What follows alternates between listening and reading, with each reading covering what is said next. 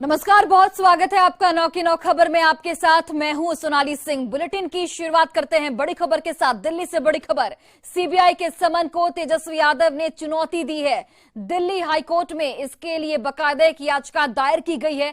समन पर रोक लगाने की इस याचिका में मांग की गई है। विधानसभा सत्र के खत्म होने तक तेजस्वी यादव ने समय मांगा है। लैंड फॉर जॉब मामले में सीबीआई की ओर से तेजस्वी यादव को समन भेजा गया था और आज दिल्ली हाईकोर्ट में इसके लिए सुनवाई होगी। जस्टिस दिनेश कुमार शर्मा की बेंच सुनवाई करेगी। नौकरी के बदले जमीन मामले में तेजस्वी यादव तीसरी बार सीबीआई के पूछताछ में शामिल नहीं हुए थे और इसके पहले 4 मार्च और 11 मार्च को भी पूछताछ के लिए तेजस्वी यादव को समन भेजा गया था, लेकिन वो नहीं पहुंचे थे। और दिल्ली से हमारे सहयोगी सुशील पांडे जुड़ चुके हैं। सुशील, तेजस्वी यादव की ओर से सीबीआई के समन को चुनौती दी गई है और आज इसके लिए सुनवाई भी होने वाली है। बाकायदा याचिका दायर की गई है। क्या कुछ अपडेट आपके पास? जी बिल्कुल, देखिए साफ तौर से दिल्ली हाईकोर्ट आज तेजस्वी यादव की उस अर्जी पर लगभग 11 और 12 बजे के आसपास सुनवाई करेगा। हालांकि तेजस्वी यादव ने न केवल सीबीआई के ज्यूरिडिक्शन पर सवाल उठाया है, कार्यक्षेत्र पर सवाल उठाया है, बल्कि अपने खिलाफ जारी समन को क्वेश करने की भी मांग की है। उनकी तरफ से 2-3 मांगे की गई है, जिसमें पहली मांग ये की गई है कि जो फिलहाल सीबीआई के द्वारा 160 सीआरपीसी के तहत उन्हें समन जारी किया गया है वो उनके दिल्ली के पते पर है, जबकि 160 सीआरपीसी में जो प्रोविजन है उसमें किसी भी कंप्लेनेंट या किसी भी व्यक्ति को जो समन जारी किया जाता है वो उसके अधिकार जो उसका अपना स्थायी पता होता है उस पते पर दिया जाता है। क्योंकि तेजस्वी अभी बिहार में रह रहे हैं, ऐसे में दिल्ली के पते पर समन जारी करने का कोई औचित्य नहीं है। इसका सीधा सीधा वायलेशन है जो सीबीआई के द्वारा किया गया है। दूसरा कि उनकी तरफ से ये कहा गया है कि वो बिहार के डिप्टी सीएम हैं, नए नियुक्त डिप्टी सीएम हैं और जो जिस तरह विधानसभा सत्र चल रहा है ऐसे में उस सत्र का हिस्सा लेना उनका दायित्व है। लिहाजा उन्होंने सीबीआई से 3 बार ये अनुरोध किया था कि उनको फिलहाल अभी समन न किया जाए, क्योंकि वो विधानसभा सत्र में व्यस्त है। क्योंकि वो नया उन्होंने पदभार संभाला है डिप्टी सीएम का, लिहाजा ये उत्तरदायित्व उनका बनता है कि वो बिहार की जनता के लिए विधानसभा सत्र का हिस्सा हो। लेकिन बार बार सीबीआई के द्वारा समन जारी करना और उनके द्वारा अनुरोध करने के बाद भी सीबीआई का कोई रिस्पॉन्स न देना, ये एक बड़ा एक संवैधानिक संकट खड़ा कर रहा था, जिसकी वजह से फिलहाल तेजस्वी ने दिल्ली हाईकोर्ट का रुख किया है। आज इस पूरे मामले पर सुनवाई होगी। देखना बेहद अहम होगा कि तेजस्वी यादव की अर्जी पर आज हाईकोर्ट क्या कुछ अहम आदेश जारी करता है, वही सीबीआई की तरफ से समन को लेकर क्या कुछ दलीलें दी जाती हैं। बिल्कुल, चलिए बहुत बहुत धन्यवाद सुशील तमाम जानकारियां हम तक पहुंचाने के लिए। बढ़ते आगे, भागलपुर में सिगरेट पीने से मना करने पर साइबर कैफे मालिक की कुछ युवकों ने बेरहमी से पिटाई कर दी है। घटना बबरगंज थाना क्षेत्र के कमल नगर के पास की है। मारपीट की पूरी वारदात सीसीटीवी कैमरे में कैद हो गई। युवकों ने साइबर कैफे का शीशा भी यहां पर तोड़ दिया और कैफे मालिक के सिर पर हमला कर दिया। इस हमले में कैफे मालिक गंभीर रूप से जख्मी हो गया है। इस घटना के बाद मौके पर पुलिस पहुंचकर छानबीन में जुट गई है। और वही अगली खबर सासाराम से है, जहां 2 जजों के साथ बदसलूकी और धक्का मुक्की की खबर सामने आई है। मामला मुफस्सिल थाना क्षेत्र का है। बताया जा रहा है कि 2 जज बेदा के पास सड़क किनारे खड़ी कार में बैठे हुए थे, तभी किसी ने बाइक से कार में टक्कर मार दी। जब दोनों जजों ने बाइक सवार से इसके मद्देनजर पूछताछ की तो बाइक सवार युवक दोनों जजों से बदसलूकी करने लगा। साथ ही धक्का मुक्की कर कार की चाबी भी खींच ली गई। जानकारी ये भी मिल रही है कि घटना की सूचना मिलने के बाद पुलिस मौके पर पहुंची और पुलिस ने 2 आरोपियों को यहां पर गिरफ्तार कर लिया है। खबर पटना के पालीगंज से है, जहां दुल्हिन बाजार ब्लॉक ऑफिस में सैलोरी भिलौरी पंचायत के मुखिया और उसके पति के साथ प्रखंड प्रमुख पति और उनके गुर्गों की ओर से मारपीट की गई। इस मामले में पटना के डीएम ने संज्ञान लिया है और पालीगंज एसडीएम और सीओ से जवाब मांगा है। वहीं घटना के बाद पालीगंज एसपी ने अंचल ऑफिस पहुंचकर सीसीटीवी फुटेज की जांच शुरू कर दी है। इस फुटेज में मारपीट, बदसलूकी और छेड़खानी करते प्रमुख पति के लोग दिख रहे हैं। पूरे मामले में मुखिया के साथ ही प्रमुख पति की ओर से भी मामला दर्ज कराया गया है। जानकारी मिल रही है कि पंचायत में प्राचीन कुएं के जीर्णोद्धार को लेकर विवाद शुरू हुआ था, जिसने मारपीट का रूप ले लिया। और बेगूसराय में मोबाइल चोरी के आरोप में एक युवक की भीड़ ने जमकर पिटाई कर दी। इस पिटाई के बाद उस जगह काफी देर तक अफरा तफरी का माहौल बना रहा। आरोपी युवक लोगों से रहम की भीख मांगता रहा, लेकिन इन लोगों ने उसकी एक नहीं सुनी।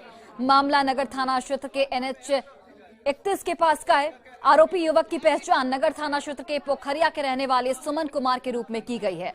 फिलहाल नगर थाने की पुलिस मौके पर पहुंचकर आरोपी युवक को भीड़ से छुड़ाकर अपने हिरासत में लेकर पूछताछ कर रही है। हम इधर गली से आ रहे थे, मोटरसाइकिल वाला बाबा घास लेके जा रहे थे। हाँ। बाबा को उड़ा दिया, हमको भी उड़ा के भाग गया। हाँ। हम पैदल तुम्हारा कौन मैटर लेकर के मोबाइल चोर बोल रहा है तुमको?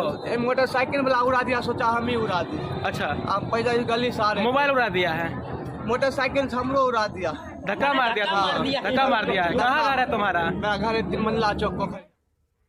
और बांका में महिला से छेड़खानी के और बाद में 5 घरों में आग लगा देने के मुख्य आरोपी की लोगों ने जमकर पिटाई कर दी है। घटना अमरपुर थाना क्षेत्र के अठमाहा गांव की है। आरोपी भुट्टो हरिजन का आरोप है कि उसके गांव की ही एक महिला के साथ छेड़खानी की। उसके बाद उसने 5 घरों को आग के हवाले कर दिया। हालांकि भुट्टो ने अपने ऊपर लगे सभी आरोपों को निराधार बताया है। रंग दिल के लिए रंगवा दिलिया भौजी चले मजाक से दिलिए कि वही गुरी राखी काहे मारल के राखी तो तनिया गलत करे गए। कौन चीज से मारल? लाठी लेके मारने देगा। और खबर मोतिहारी से है, जहां पुलिस ने कुख्यात अपराधी कुणाल सिंह को गिरफ्तार कर लिया है। उसके पास से चीन मेडेड AK-47 और चेक गणराज्य में बना 9mm का पिस्टल बरामद किया गया है। कुणाल सिंह पर पूर्वी चंपारण में हत्या, लूट और रंगदारी के 17 मामले दर्ज हैं। साल 2020 में पुलिस पर फायरिंग के बाद वो फरार चल रहा था। वहीं पिपरा कोठी थाना क्षेत्र के कुड़िया गांव में अपने पैतृक घर में 4-5 अपराधियों के साथ किसी बड़ी वारदात को अंजाम देने की योजना बना रहा था। घर की तलाशी के दौरान एक संगठित गिरोह के संचालन का खुलासा हुआ है। वहीं छापेमारी में AK-47 के 25 और पिस्टल के साथ 20 कारतूस को भी बरामद किया गया है।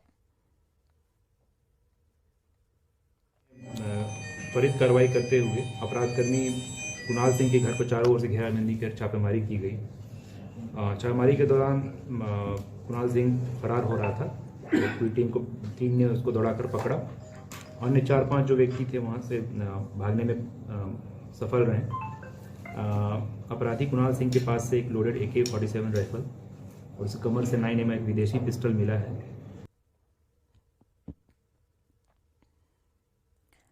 तो कुख्यात अपराधी कुणाल सिंह को गिरफ्तार किया गया है। हथियारों का जखीरा इसके पास से बरामद किया गया है। AK-47 और 9mm पिस्टल की बरामदगी हुई है।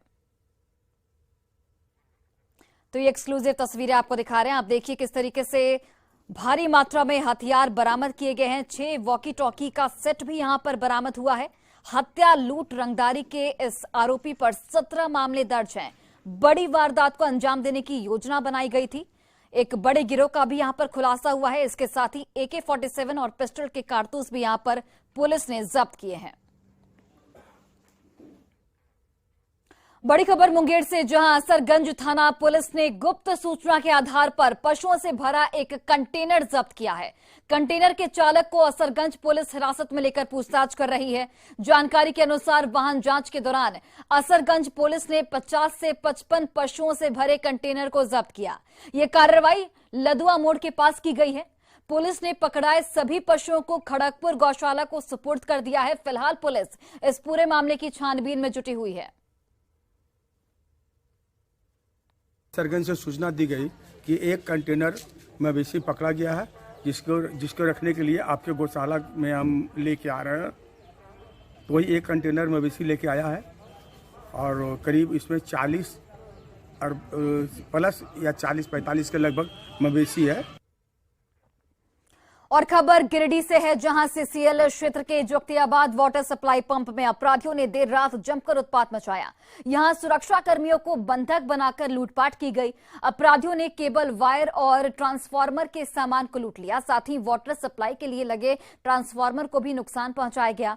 रात करीब 12:30 बजे 20 से 25 की संख्या में हथियार से लैस अपराधी पहुंचे थे और लूटपाट की घटना को अंजाम दिया गया था। अपराधियों के जाने के बाद CCL की पेट्रोलिंग टीम और पुलिस टीम मौके पर पहुंची और जांच में जुट गई है। इस लूटपाट के बाद बनियाडी इलाके में वाटर सप्लाई पर भी असर पड़ा है।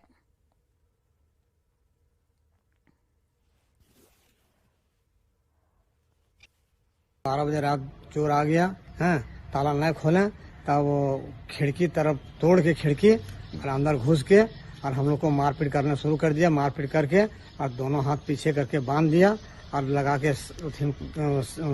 एक था वो थी मोटर, उसमें मोटर में सटा के और दोनों को सटा के बांध दिया हमरा और कांता पांडे पे, दोनों बांध के उसके बाद में चादर ला के मुँह पूरा झाँप दिया। झाँप कर सब जितना इधर उधर चोरी हुई किया सब चोरी तेरी करी ले गया और बाहर से जाके ताला लगा के मार दिया और चोर लोग चल गया। और गिरिडीह में रसोई गैस सिलेंडर में आग लगने से मां और बेटी समेत 3 लोग झुलस गए हैं। घायलों में एक की हालत बेहद गंभीर बताई जा रही है। बगोदर थाना क्षेत्र के मुहंडरा टोली की ये पूरी घटना है। खाना बनाने के दौरान ये आग लगी थी। घायलों में पति पत्नी और मां शामिल हैं। तीनों घायलों का बगोदर के निजी नर्सिंग होम में इलाज जारी है। सिलेंडर में लगी आग में बेटी 25% जबकि मां 75% तक झुलस गई है। वहीं घर में लगी आग को ग्रामीणों ने कड़ी मशक्कत के बाद काबू पाया। खाना बना रहा था गैस में, अचानक लहर गैस का कपड़ा में तो बचाने चक्कर में सब हम लोग जल गए, वो भी जल गए, हम भी जल गए सर। कौन थी आपकी? मम्मी थी, मेरा परिवार थी। मम्मी क्या नाम? मेरा सास है दवंती देवी। सासू माँ है। और पत्नी का अंजू देवी नाम है सर। आपका नाम? सूरज कुमार है। बगोदर डिस्ट्रिक्ट। हाँ, मुहंडरा। 75%, एक लेडीज है, 125%। इन लोगों को रेफर भी किया जा रहा है? अभी नहीं, इसको जब सलाइन करने के बाद जैसे कंडीशन लगेगा तो फिर बताइए। और पटना सिटी की चौक थाना पुलिस ने बीते 6 फरवरी को हाजीगंज में गैस एजेंसी के एक कर्मचारी से हुए 5,62,000 की लूट मामले का खुलासा कर लिया है। पुलिस ने लूटकांड में संलिप्त 3 लुटेरों को गिरफ्तार किया है। वहीं गिरफ्तार अपराधियों के पास से पुलिस ने लूट के 2 लाख रुपए, गैस एजेंसी का बैग समेत अन्य सामान की बरामदगी की है। गिरफ्तार लुटेरों की पहचान माल सलामी थाना क्षेत्र के छोटी नगला निवासी चंदन कुमार, बड़ी नगला निवासी विष्णु चौधरी उर्फ पेटारी और नवाबगंज बुंदेल टोली निवासी सूरज कुमार के रूप में की गई है। 6 फरवरी को हाजीगंज LIC ऑफिस के पास गृह शोभा गैस एजेंसी के स्टाफ से 5.5 लाख रुपया की लूट हुई थी। उसमें 3 अपराध कर्मियों को पकड़ा गया है और उनके पास से लूट का करीब 2 लाख रुपया और गैस एजेंसी का सामान, बैग, अन्य सामानों की बरामदगी की गई। कौन है, क्या नाम? और खबर सरायकेला खरसावां से है, जहां एक देसी कट्टा, एक खोखा और 2 कारतूस के साथ एक आरोपी पुलिस के हत्थे चढ़ गया। दरअसल पुलिस को डांगरडीह मैदान के पास फायरिंग की सूचना मिली थी, जिसके बाद जांच के दौरान कपाली OP प्रभारी ने आरोपी को कपाली सामुदायिक भवन के पास से धर दबोचा। इस फायरिंग में किसी के घायल होने की सूचना नहीं मिली है। आरोपी सद्दाम हुसैन को न्यायिक हिरासत में भेज दिया गया है। वहीं आरोपी पर किसी तरह का आपराधिक मामला सामने नहीं आया है। वहीं पुलिस के मुताबिक वो पारिवारिक विवाद से परेशान था। पुलिस पूरे मामले की छानबीन में जुटी हुई है। कपाली में तो गुरु का कांड का पता नहीं चल पाया है, बाकी इसका हम लोग और भी थाना में इसका छानबीन करने पर पता चल पाएगा। स्पष्ट नहीं हुआ, अनुसंधान में ही हो पाएगा, क्योंकि ये कुछ परिवार से परेशान होकर पिस्तौल लेके भागे थे मैदान में, तो अपनी परेशानी से स्वयं के खिलाफ भी इसका इस्तेमाल कर सकते थे। और अगर आपराधिक गतिविधि में कुछ होने की बात होगी तो जांच में हम उनको बता। विरासत बचाओ नमन यात्रा के दूसरे चरण के पहले दिन राष्ट्रीय लोक जनता दल के राष्ट्रीय अध्यक्ष उपेंद्र कुशवाहा बरबीघा पहुंचे। उन्होंने बिहार के पहले मुख्यमंत्री श्री कृष्ण सिंह की प्रतिमा पर माल्यार्पण किया। इसके बाद सभा को संबोधित करते हुए कहा कि नीतीश कुमार के कार्यकाल में भी विकास की गाड़ी आगे बढ़ी, लेकिन वो 2005 के पहले जिनके हाथ में सत्ता थी उनको फिर से सत्ता सौंपना चाहते हैं, लेकिन हम लोग ऐसा नहीं होने देना चाहते। कुशवाहा जी से सीधे निवेदन करेंगे। 2005 में आप सब लोगों ने बिहार की जवाबदेही नीतीश जी के ऊपर सौंपने का भी काम किया था। नीतीश जी ने अच्छा किया, वहां से बिहार को बाहर निकाला और विकास की गाड़ी भी आगे बढ़ी। लेकिन अब कुछ दिनों से आप सब लोगों ने भी देखा होगा, नीतीश कुमार जी अब फिर से बिहार को उन्हीं हाथों में सौंपने की बात करने लगे हैं जिन हाथों ने बिहार को 2005 के पहले तोड़ दिया था, मरोड़ दिया था, बर्बाद कर दिया था, हर तरह से तंग और तबाह कर दिया था। उन्हीं हाथों में नीतीश जी ने फरमान जारी किया कि हम बिहार को फिर से सौंपने का और वहीं चुनावी रणनीतिकार प्रशांत किशोर ने छपरा में राज्य सरकार पर बड़ा हमला बोला है। प्रेस कॉन्फ्रेंस में प्रशांत किशोर ने कहा कि 70% से अधिक नल जल योजना का काम जमीन पर बंद पड़ा हुआ है। सरकार के आंकड़े के अनुसार 70 से 90% नल जल योजना काम कर रही है, लेकिन योजना की जमीनी हकीकत बिल्कुल विपरीत है। कुछ इलाकों में तो लगभग 80 से 90% योजना काम नहीं कर रही है। सुनिए। होती है, इसलिए उस पर मैं आपको अपनी बात बता दूं। सरकार का दावा है जिले वाइज जो उन्होंने अपने आंकड़े जारी किए हैं कि करीब 70 से 90% नल जल योजना काम कर रही है। जमीनी हकीकत ये है कि ज्यादातर जिलों में 70 से % नल जल योजना काम नहीं कर रही है। पश्चिम चंपारण और शिवहर जैसे जिलों में 80 से 90% नल जल योजना बंद पड़ी हुई है, लेकिन पूर्वी चंपारण, गोपालगंज और सिवान होते हुए जब मैं अभी छपरा आया हूं तो यहाँ पर 10 में 2-3 योजना चलती दिखती है, 7-8 योजना बंद पड़ी हुई है। 2 दिवसीय सीमांचल दौरे पर आ रहे एआईएमआईएम चीफ असदुद्दीन ओवैसी को लेकर सियासत गर्म है। बिहार प्रदेश सचिव नजरे आलम ने कहा कि ओवैसी के सीमांचल दौरे को लेकर दोनों गठबंधन के नेताओं के बीच बौखलाहट बढ़ गई है। एनडीए और महागठबंधन के नेताओं को वोट बैंक खिसकने का डर है। आपने देखा होगा कि 5 सीट हमने पिछले विधानसभा में जीता था और जिस तरह से हमारे 4 एमएलए को तोड़ा गया, उसके बाद जो बिहार का समीकरण बदला है और जो माइनॉरिटी के वोटर्स हैं उनको जब ये लगने लगा कि सिर्फ भाजपा नहीं, ये जो सो कॉल्ड सेकुलर पार्टियां हैं वो भी हमारे लीडरशिप को नहीं पनपने देना चाह रही है, तो हम 24 से ही इसकी शुरुआत करेंगे बदलाव की। और भागलपुर में संचालित राजकीय मूक बधिर आवासीय विद्यालय की स्थिति बदतर हो चुकी है।